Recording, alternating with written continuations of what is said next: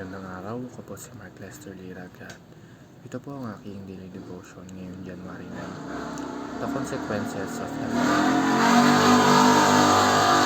Adam and Eve. Tinalakay po ni Pastor Russell Ocampo sa 365 daily devotion. Ang Bible verse ng araw ay galing sa Genesis chapter 3 verse 8. Sabi po ay, "And they heard the sound of the Lord God walking in the garden in the cool of the day. And Adam and his wife hid themselves from the presence of the Lord God among the trees of the garden.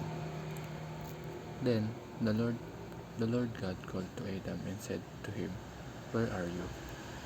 Ang mga kapatid, bago ang fall, ang relasyon ng tao at Diyos ay buo, malaya at walang takot.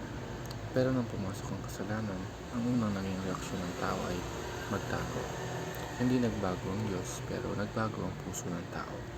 At dito natin makikita ang malalim na epekto ng fall sa buong buhay ng tao.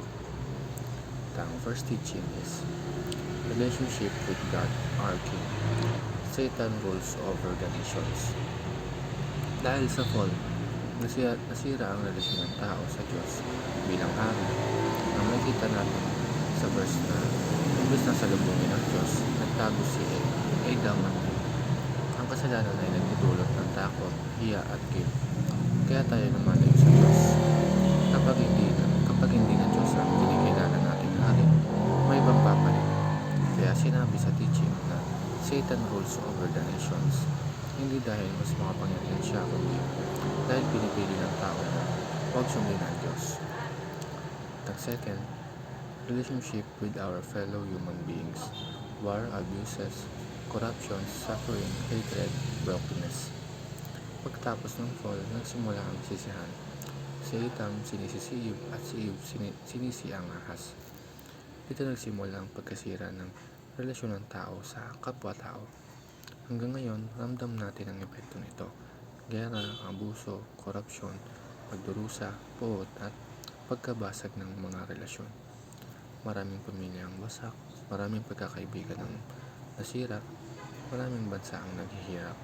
Lahat ito ay bunga ng pusong tinamaan ng kasalanan.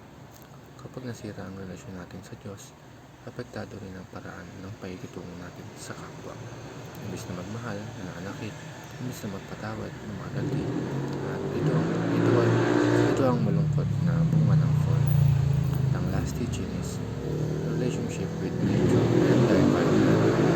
Chaos, calamities, sickness, diseases, death, decay. Hindi lang relasyon ng tao sa Diyos at kapwa ang naapektuhan, pati ang buong creation. Ang mundo na dati maayos at payapa ay puno ng chaos at pagkasira. May mga kalamidad, sakit, karamdaman at kamatayan. Ang creation ay tila nagdurusa kasama ng tao dahil sa kasalanan. Hindi ito ang original na plano ng Diyos, kundi bunga ng fall. Nilaban.